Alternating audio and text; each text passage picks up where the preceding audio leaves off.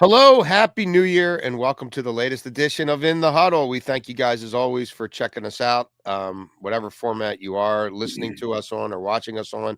Um, there's plenty of others you could use to check us out as well if you're in different circumstances. But as always, YouTube, Spotify, Odyssey app, all that good stuff. And we appreciate you guys tuning in. And it's me, Jason Lockenfor and Baldy this week, and we will go through. I got to say, unfortunately, though, the very few games that really matter in Week 18, and then we will touch on some of the big talking points going around the league. Should Saquon be playing in this game to try to break Eric Dickerson's record? MVP discussion, but it will be playoff focused here, Baldy, and the games that matter the most. Yep. And I guess we might as well start with the one that will end the NFL regular season that does have the most at stake. The difference from being the 1 seed in the NFC and the 5 seed in the NFC. Talk about a different path. Yeah. The Lions, who are game and gutsy, but boy, they're short on players, especially on defense. And Minnesota, who all they do is win. Should be a hell of a ball game, Baldy. And I think people are expecting points. I played this at 52. It's now in 57 in a lot of places. Yeah. Well, I mean, it's the crown jewel. I mean, it's amazing that you get 14-2 teams happen to be scheduled, at the very week 18 of the season. When they came out with the schedule last week, it was obvious this was going to be a Sunday night game. As you mentioned, finish the season. I went back and watched a lot of the week 7 game, which was a great game. It was 31-29. Detroit came out on top in that game, but Minnesota was winning 29-28. They repeatedly broke down the Lions' protections. Alex Van Ginkel had a great game. Jonathan Grenard. I mean, they've got a better defense. Look, Kirby Joseph has got 9 interceptions. Brian Branch, it's a great safety combination. But Minnesota had 22 interceptions this year, Jason. And a lot of it is due to pressure and what Brian Flores can do. And I think they're in better shape than Detroit defensively now.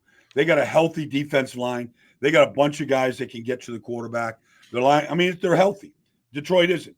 So to your point, 57 points, it might not be enough. Because what you see from Detroit, we just saw it against San Francisco. What you see from them is they can score from anywhere on the field. Whether it's Jahmyr Gibbs, 30-yard touchdown run, had a 70-yard touchdown run this year. Whether it's Jameson Williams, 42-yard hook and lateral, untouched. He's had an 82-yard touchdown, catch and run. They can score. That speed that they have in those two players, they can score from anywhere on the field.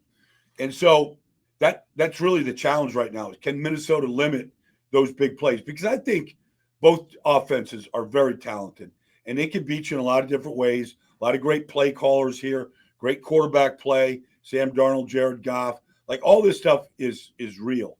And so then it's a question of who can limit the other team's explosive plays, I think, in this game. Well, and I guess there's a couple ways that Detroit could go about trying to survive or mask the hand that's been dealt on defense, which is, I guess you could try to bog it down and slow it down, Baldy. I mean, that would be one way, although they're bruising back. David Montgomery is out. Or you just try to get to 40 points before the other guy, and you try to go for every fourth down, right? Yeah. And you play at a breakneck pace, and you say, let's see if you can keep up with us, because that's who we are, right? And especially as presently constructed, that's who we need to be. And if I'm Dan Campbell and I'm going back and I'm doing what you did, rewatching some of their games against Minnesota, boy, I'm seeing that, Amon-Ra St. Brown, he's always open against these guys. 8 catches on 8 targets for 112 yards and a touchdown.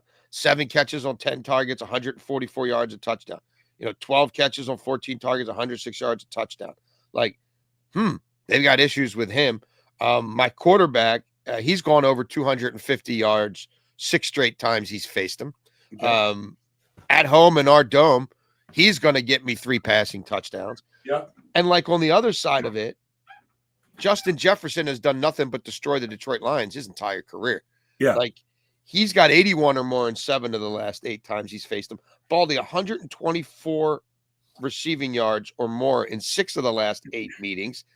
Like, I mean, I know what Brian Flores does is different, but it hasn't seemed to rattle these guys before.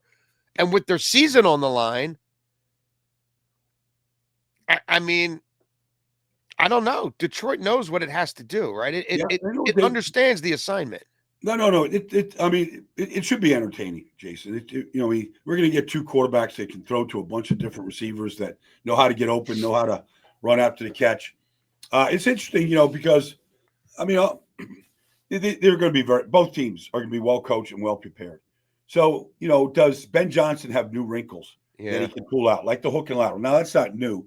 They've done that a couple of times this year with great success. That's not a new concept, but what is when they pull it out, when they use it. Is it third down? Is it red zone? They used it red zone against Arizona when they were struggling, and it was the difference in winning that game against Arizona. So, and the same thing with Kevin O'Connell. I mean, he ran a touchdown to Jordan Addison last week, Jason. I mean, it's the old button hook at the Buick. I mean, they're still running button hooks and getting beating Green Bay with it. So I think you can shake down and you can look at all the potential wrinkles, and play calling is elite, all this stuff. The interesting thing is, if you just look at these matchups with the coordinators, Ben Johnson, Brian Flores, in my mind, they're two of the best candidates to be head coaches. Yes. I think Brian will be a much better second time round. Yep. Especially after working with Kevin O'Connell, seeing what you got to do with quarterbacks to make it work. You just can't be a disciple of Belichick and just beat everybody down like he did in Miami. I think he'll learn.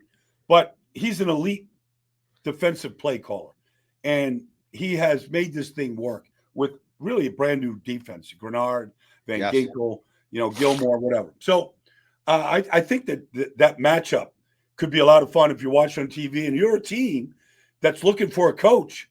Yeah. Like, this might be the game that you watch to see if this is your leading candidate or not. Vikings have won 9 in a row. 6 of those victories, Baldy, 1 score victories. Detroit has covered 4 straight against the Vikings in Detroit. Detroit has covered 8 straight games against the Vikings overall. 9 of their last 11 games have gone over, including 6 straight. Who wins this ball game, Baldy? I like Minnesota right now. Yeah. I know Detroit's at home, and it's an advantage. It's probably the best atmosphere Ford Field we've seen since the playoffs last year. But regardless, I just think Minnesota right now looks more complete to me. I mean, everybody's going to point to the defections and the injuries in Detroit. It's real.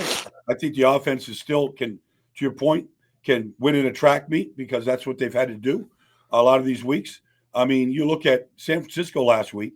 I mean, they went up and down the field on them, until the interceptions took place, and one of them was horrible by Brock. But until those took place, this was kind of what you're anticipating seeing on Sunday night. I just think Minnesota's just more complete right now. They're very healthy. They lose their left tackle, very good player, highly paid player. They went out and traded for Cam Robinson. They've done a really good job. They lose Ivan Pace Jr. Okay, fine. We'll play Metellus. We'll play Cashman.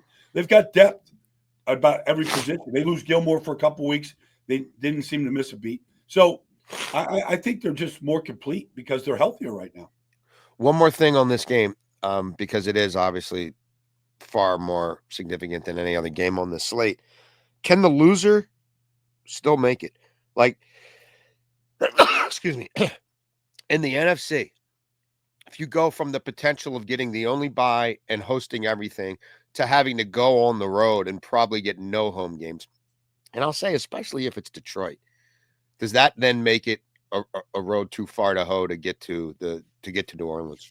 Well, I mean, you got to go 4-0 if you're not the number 1 seed, regardless. Whether you're Philadelphia, Tampa, whoever it might be, you got to go 4-0 if you want to go win a Super Bowl. So if you got to go on the road, you got to go on the road. But are they equipped to go on the road? Yeah, sure. They can go win on the road. It might be tough to come to Philadelphia, and win that game with what they have right now. It gets a whole lot tougher. There's no question that, if you look at Minnesota and Detroit, they're both dome teams, right? Yeah. We've both been in those stadiums before. It does make a difference. Yeah. It is harder on the offensive line. It's harder on communication. The decibels are going to be raised. I've watched Jonathan Grenard beat good tackles when it's, his get off is elite. That's why he was a high priced free agent, and why he's delivered this year. And so it does make it tougher, to protect your quarterback, especially when you get into those third down situations where you got to hold up, to convert and to stay on the field. Let's look at another game that has playoff ramifications. Now, this one is somewhat dependent on earlier results, right? So the Week 18 slate kicks off Baltimore, Cleveland. I don't think we need to belabor the point. That's probably going to be a 20-point spread by the time we get to Saturday.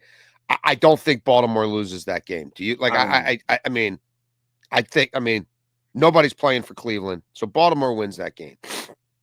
So now Mike Tomlin is getting ready to play his final regular season game. He knows he hasn't won a playoff game in forever, and that's all they care about in Pittsburgh. Yeah. They don't care that you go above 500 every year. No. They don't care that you're the little engine that could, right? No. You're going to be judged not on Week 18, but on what you do after Week 18. And now you've got nothing to really play for. And Cincinnati comes in, and they're trying to keep hope alive, and the only way they can do that is win. And if they win, they still need help. But Joe Burrow looks like a guy right now who's intent on throwing at least 3 touchdowns every week and pointing up to the skybox to Mike Brown, age 90, and basically saying, is that enough for you to pay these guys? Is this enough? Is it now enough? Like, are you going to keep my guys together? I think this could be another situation where it's kind of an ugly game. The Bengals hang their 40-something on them. And Mike Tomlin's got to lick his wounds and go into the playoffs with no momentum, because I think the other option, play all my guys and maybe still lose. I don't know. Well, I understand momentum is whatever you want to make it out to be. We've seen examples where momentum counts. We've seen teams win a whole bunch of games at the end and get beaten. We've seen it all the way, because every game is different, and you got to get ready for the game. But Pittsburgh they're leaking oil badly, and so, okay, they've lost to 3 really good teams in Philadelphia, Baltimore, Kansas City, probably better rosters than them, better at almost every position. Better quarterbacks. Yeah, I mean, it is what it is. So Pittsburgh flourished to a 10-3 record because of their takeaways, and they've now come to almost a stop. They've had 2 in these last 3 games.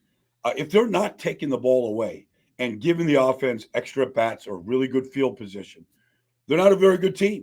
They're offensively, they're very limited by what they do and how they attack. And so, and now you're hearing, whispers out of the locker room, like, is this thing, is there cancerous cells into the locker room? That happens when you lose, but double agents, Baldy, double agents. Okay. But that doesn't happen if you have a great locker room.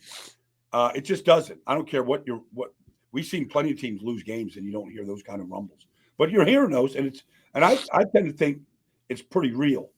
So Cincinnati, Pittsburgh's pass defense has not been good in this stretch. It hasn't been good at all. I don't care if who's playing corner.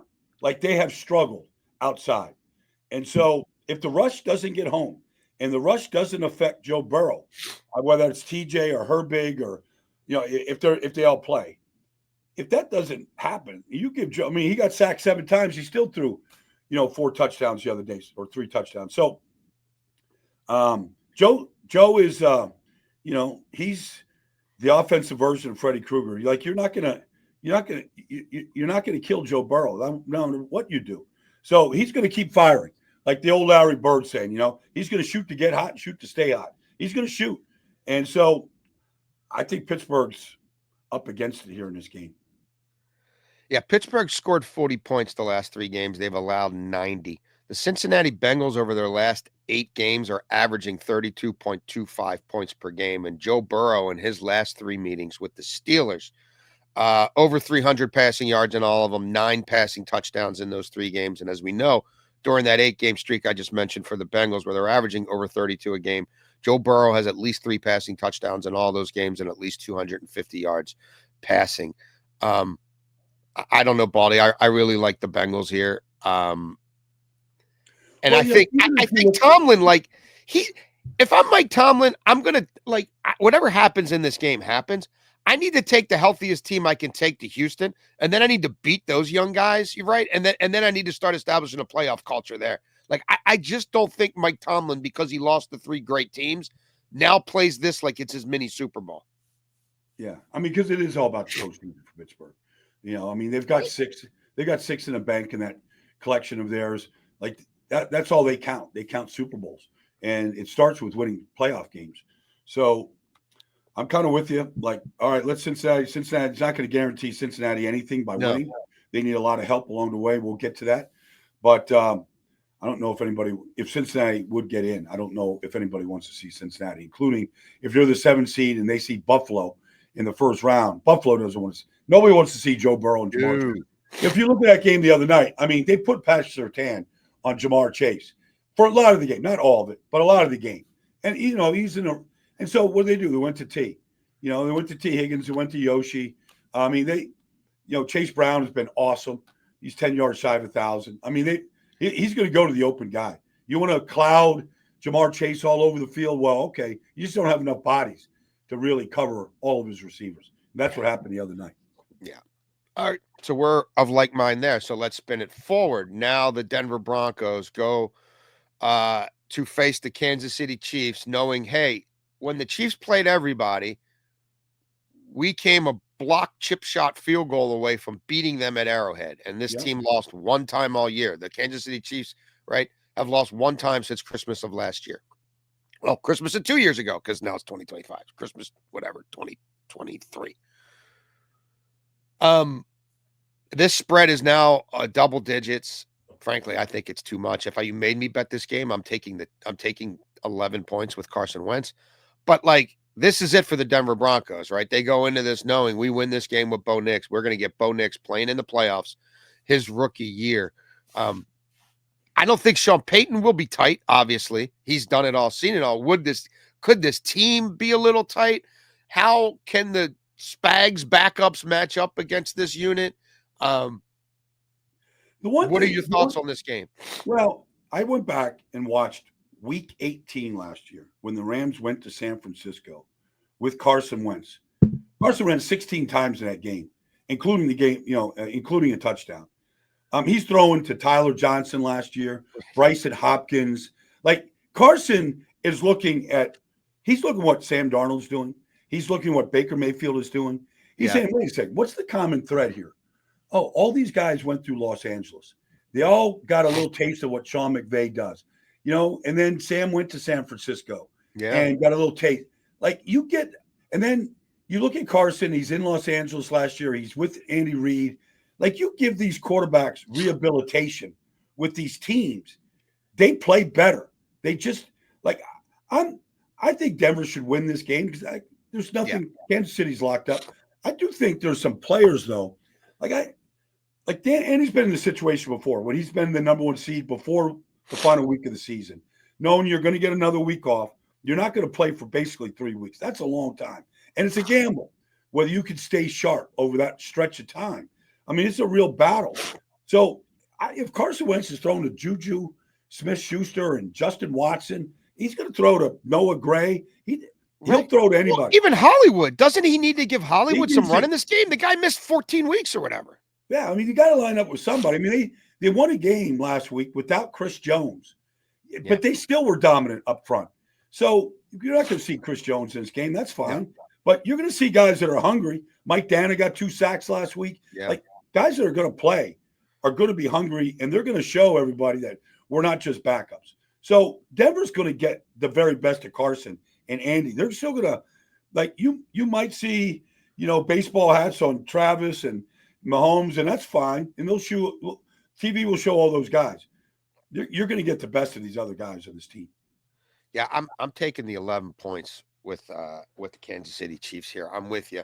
Baldy, I felt like last week there were 2 young quarterbacks whose performances got obscured because they fell on the wrong side of heartbreaking losses. And we're going to get to one when we go to the NFC South race in a minute, and Michael Penix. And boy, oh boy, what he did rallying that team time and time again was crazy.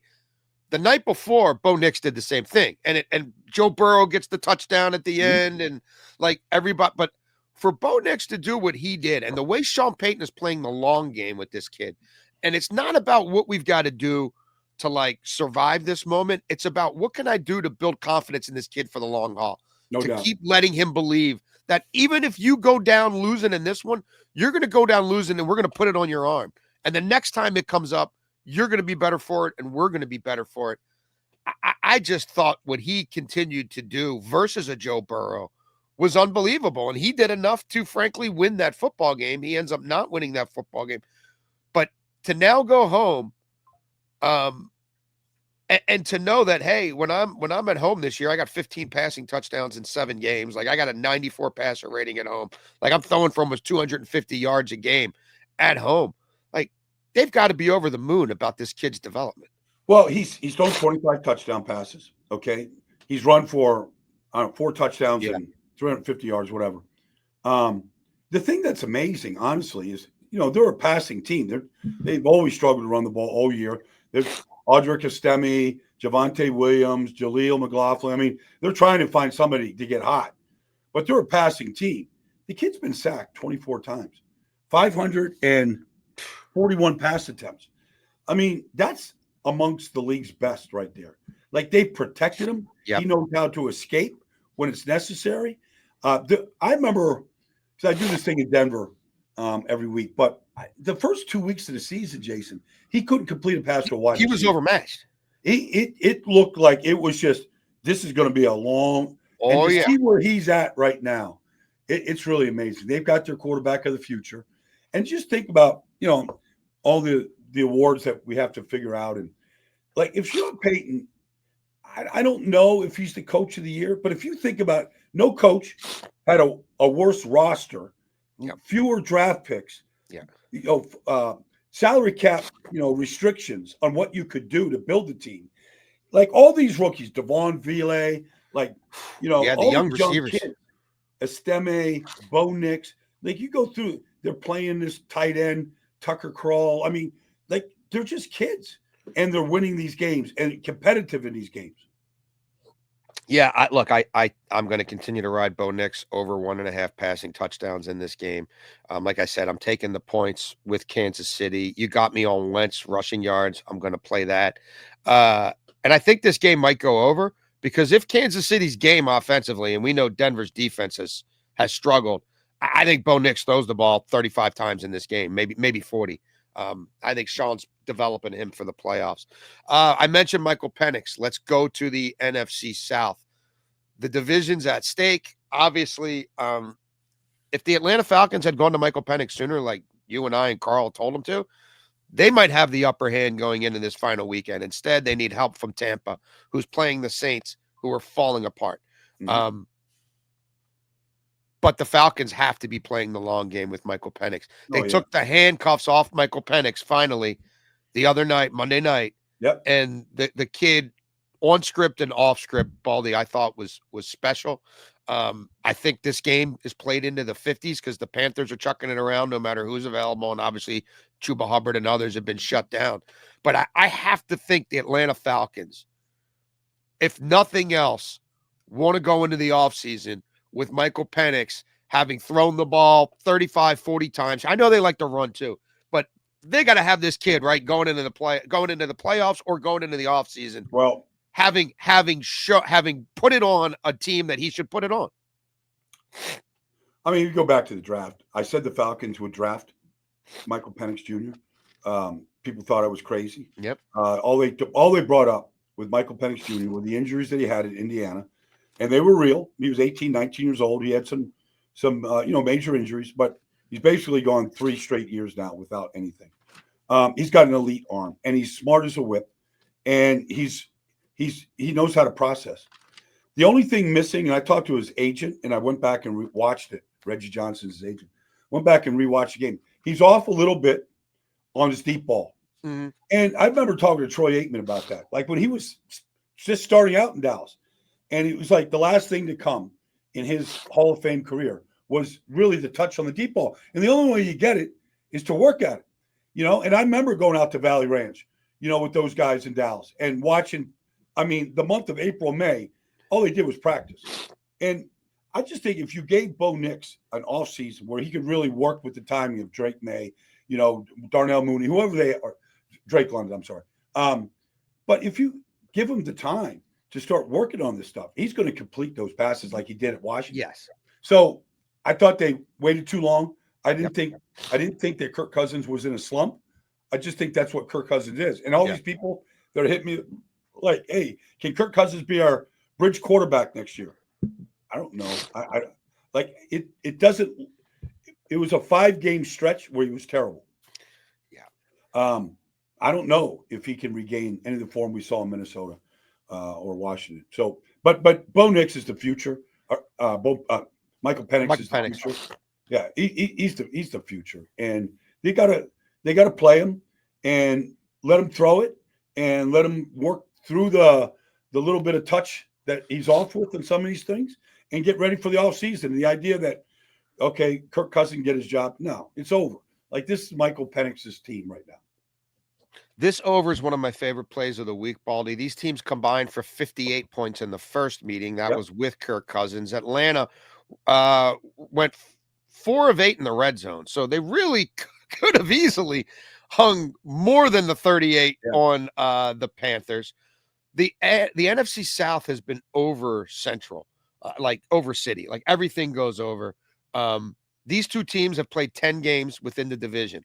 Only 2 of them have gone under this number. I'm sorry, 3 total. But like Carolina's games within the division, 5-0 to the over, 54.2 points per game. Falcons games within the division, 4-1 to the over, 53.6 points per game. Again, and that was with Cousins doing nothing down the stretch. Carolina on the road this year, 5-2 to the over. And look, Bryce Young has had a resurgent campaign. Mm-hmm. Yeah. He's a part of their future. He's going to want to go in with a high note. Yeah. He's slinging it around, even with a cast that is lacking. I mentioned Hubbard out, but he'll throw it to Thielen 500 times if he has to. Like, I just think, and Atlanta's got some issues defensively, although their pass rush did finally look pretty good against Washington. I think this game is played in the 50s. Okay, well, I mean, I think Atlanta, like, Bijan's having a great season. Nobody's talking about Bijan. Yeah, obviously with what's going on with Derrick Henry and Saquon. I mean, it's the team is 500, but he's having a great season, and he is what we thought he was coming out of Texas. So I mean, I think Atlanta puts up a good number, but it's really going to come down to that game in Tampa. Obviously. Well, there we go. Even if Michael Penix does what we think he's going to do, and even if Atlanta does what we think they're going to do, because they waited too long with the quarterback, they need help from Tampa. And Baldy, the Saints, I mean, like, maybe Kamara's back for this game, but like, I mean, the quarterback play is it's atrocious. Like, the offense right now has no chance, right? Like, it looks like a high school offense. Like, if they throw Spencer Rattler out there, it doesn't matter who they threw out there. I mean, Todd Bowles knows that. I mean, they Kalijah Cansey, Vita Vea, like, these guys are going to Yaya Diaby. These guys are going to tee off. Like, they're going to come at them in so many different ways. So I can't see them putting up. I mean, if they put up 14 points, it's because the defense found a way to score. But the thing that's impressive, honestly, about this Tampa team is just the rookies. Whether it's Graham Barton or Bucky Irvin or Jalen McMillan, I mean, these guys have stepped up huge. Bucky Irvin is an amazing player. Like, he's got amazing. Like, we evaluate these running backs, we kind of think we can just all throw them in a hopper. This guy's like, you have to study running backs' feet and their ability to explode, get out of trouble, press the hole, bounce, run with toughness behind their back. This guy is a great player, great young player. And Jalen McMillan, since Godwin went down, he just keeps. First of all, the guy always seems to be open. But if you're looking for a compliment opposite Mike Evans right now, I mean, Baker is slinging. He's got 39 touchdown passes, and he lost his number 1 and number 2 receivers for a month. And he's still got 39 touchdown passes. Yeah, and Baldy, he's got 17 passing touchdowns in his last 6 games at home. Mike Evans, we know, struggled for years against the Saints and that Lattimore matchup. Well, Lattimore's gone, and the Saints defense looks decimated, and Mike Evans is 85 yards away from another 1,000-yard season. Mike Evans is going to have 100 yards receiving in this game if Baker has to throw it to him 20 times because Baker wants him to get that. Yep. Baker's going to get not just 2 passing touchdowns in this game, maybe 3. I love Saints first half. I got it at -6.5. The spread is around 14 and rising. I don't even know if the Saints can backdoor cover. Like, you should probably just back the Bucs, but I don't mind shortening the game and playing them in the first half. Yeah, New Orleans is a sad sack operation right now. Well, a few other topics to hit here, Baldy, not necessarily specific game related.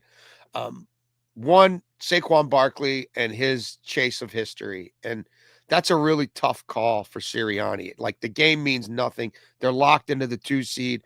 Saquon has been the engine for their offense that they hoped and prayed he could be. And he's also within sniffing distance of doing something, running for more yards in a season than anybody ever has before. Now, the season's also a lot longer than it used to be, but still, I can't fault them for putting team goals ahead of individual goals. It is a tough spot. What do you think of this one? Well, first of all, they're playing the Giants. So Saquon's already let the Giants know earlier this year with his performance against them that they made a colossal mistake. But regardless, I talked to Saquon a couple weeks ago before a game, and he wanted the record. He wanted 2,000. He wanted the record. Like, it was on his mind. All right, and if you're Lane Johnson and you're trying to build your Hall of Fame career, which he is, having Saquon as the all-time leading rusher for a season in a bad little feather when you put together the All-Pros and all the things he's done. But I texted those guys, and even before Sirianni came out, they thought they were going to sit because honestly, it's the right thing to do. They had a week 5 bye, Jason. They've gone 12 straight weeks. So if you get this team, Hurts, Saquon, give Lane the week off, whatever, and then you get ready for the playoffs. I mean, their goal is to go 4-0. Yeah. Take whatever happens week 18 with Kenny Pickett and whoever plays against the Giants. It doesn't matter. Like, what matters is, okay, that first wild card weekend, you're at home against who knows, Tampa, whoever it is. Like, they need to be ready to make a 4-0 stretch run to go do what their big goal is to win the Super Bowl. So I think it's the right call right now. Yeah, I'm with you entirely. You're paid by the team because you're part of the team, and the team doesn't get a parade for having a guy run for 2,200 yards. No, you get a parade when everybody wins the last game of the season. I'm totally with you there. This is the last opportunity for Lamar Jackson, Josh Allen. I'm trying to think who else is really in this discussion. Is it anybody else for the MVP? Right? It's these two. Josh is probably only going to play a little bit because of the same reasons we just talked about with Saquon. There's nothing at stake. They're the 2 seed, just like Philadelphia. I think Lamar is probably going to have to play into the second half, probably not the fourth quarter if they destroy the Browns like I think they will. But one half against a Browns team, maybe with no Denzel Ward and Myles Garrett, might be pretty special. How do you handicap this thing? Well, if you just go by stats, Lamar is the runaway. It's unbelievable. It's not close. No. And you can't say, well, let's give it to Josh because Lamar's got 2. You can't do that. You got to base it on this year. And the fact is Lamar just keeps getting better. Yeah. Like, I don't know. I mean, I know he lost weight this year to be quicker, and he was noticeably quicker, getting out of harm's way. But his eyes are so much better, and his touch on the ball is so much better. Those 2 tight ends, Andrews and Likely, like, give me a better tandem right now. Yeah. Well, they have 16 touchdowns between the 2 of them. Yep. I mean, it's remarkable to watch Lamar play. And Josh Allen, look, he's been remarkable. Yeah. Just remarkable. But in his best year that he's had, and in Buffalo's best year with Josh, like, I think Lamar's the MVP. And it's not to slight anybody. But if you just – I don't know what else you go by. I mean, they're on – how many games have they just won in a row right now? They won 4 in a row, 5 in a row, whatever. It'll be 4 when they beat the Browns. It'll come out of the bye, win 4 in a row. Finishing strong. I don't know. It's hard for me to overlook what Lamar's doing. The only person in NFL history who has a higher single-season passer rating than what Lamar has right now is Aaron Rodgers in the year 2011. Like, that's it. Like, Steve Young never did it. Dan Marino never did it. I mean, we go through the history that, like, his passer rating is over 120 for the season. Like, I think there's been 3 games all season where his passer rating has been lower than like 110. Like, he's going to end up producing 45 touchdowns, less than 5 interceptions. That's never happened. He's going to throw for 4,000 and maybe run for 900 yards. Like, he's doing things that have never been done in the history of the game. And again, if you're one thing I'm waiting to see is what he does in the playoffs, right? Because this team averages 27.2 points per game in the regular season with Lamar and 16 points per game in the playoffs. Like, Lamar's first half passer rating in the playoffs for his career in 6 games is 64.7. Like, he's barely completed 50% of his passes with more interceptions than touchdowns. So he's got things he has to do there. But Baldy, I don't know if you've noticed. Now they've gone from Derrick Henry being a guy who runs under center 2/3 of the time to a guy who's in the pistol with Lamar 2/3 of the time. And what they're doing between the tackles with inside zone and the mesh point. And now Lamar, because the games really, really matter, is keeping it more himself. So you really have to defend Lamar in the run game too. I've never seen this. Like, I've never seen anything like this. I mean, this is better than any of Lamar's MVP seasons. But it is about the postseason. But this award isn't for the postseason. Yeah. You know, Josh Allen has to win the postseason as well, win big.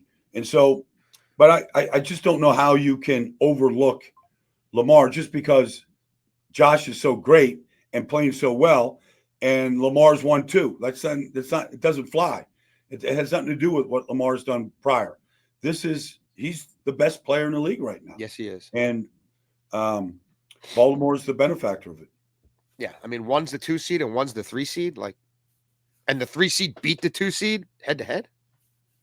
Yeah, we'll see. It's a human award. We'll see how they hand it out. But yeah, I think one guy's having one of the most historically significant seasons ever, and the other guy's having a really awesome season. Yeah. Well, that is our preview of Week 18. We will be back next week with our buddy Carl Dukes to start spinning everything forward towards the postseason. We will know who's playing whom by Tuesday. And Baldy, Black Monday, or whatever you want to call it. We will certainly have interviews. I got all day duties on Monday here. Yeah. You'll be busy, but not crazy busy. You'll be busy, but not crazy. The axe will be falling here. Yeah, I'm thinking about 6. I don't know if they'll all happen on Monday, but I think we'll have 6 openings when it's all said and done. So we will get to that next week. We appreciate you guys for tuning in as always, and we'll check you out next week on In the Huddle.